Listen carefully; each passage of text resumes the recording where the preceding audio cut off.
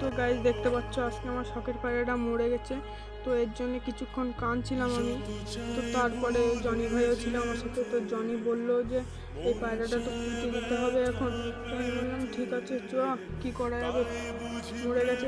আর এরা মরে গেছে হচ্ছে গিয়ে যে কুত্তায় কামড়িয়েছে। তো এবার একটা প্লাস্টার নিয়েছিলাম ওই যাকে বলে ঘরে লাগা। তো জনি ভাই বললো ওই দিয়ে একটু সমান করে দে। আমি বললাম আচ্ছা ঠিক আছে। তারপরে পায়রাটাকে রেখে আস্তে আস্তে করে মাটি দিচ্ছিলাম যাতে কষ্ট না হয়। আস্তে আস্তে করে ওর গায়ে মাটি দিলাম।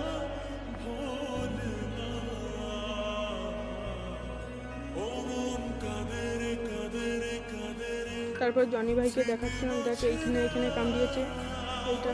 তো বললো ঠিক আছে চল এবার এটাকে ভালো করে রাখ। তো দেখতে পাচ্ছি উপরের সাইডটা কত বিচ্ছিরিভাবে খেয়ে নিয়েছে, খেয়ে তো নিতে পারিনি, উপর দিয়ে কামড়ে নিয়েছে। তারপরে মাটিটা আস্তে আস্তে কমপ্লিট করছিলাম আমরা দুজনে।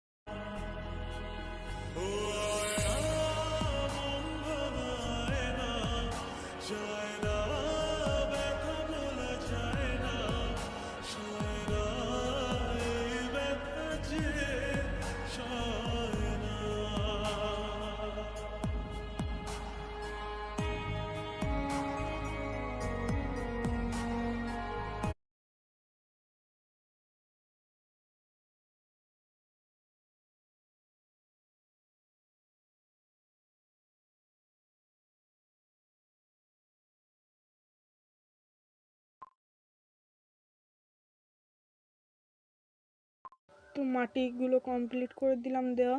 এবার জনি ভাই বললো ওইখানে একটা তুলসী গাছের চারা পুঁতে দে।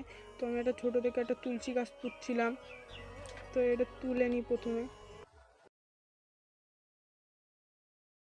দেখতে পাচ্ছ গাছটা তোলাও হয়ে গেছে। তো মাও সাইডে ছিল, পাড়ি বন্ধুও ছিল।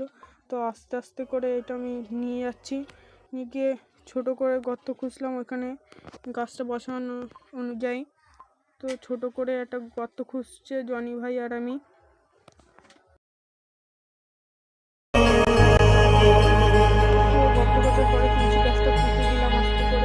যত চাই ভুলে যেতে, মন চায় ব্যথা পেতে, তাই বুঝি প্রেম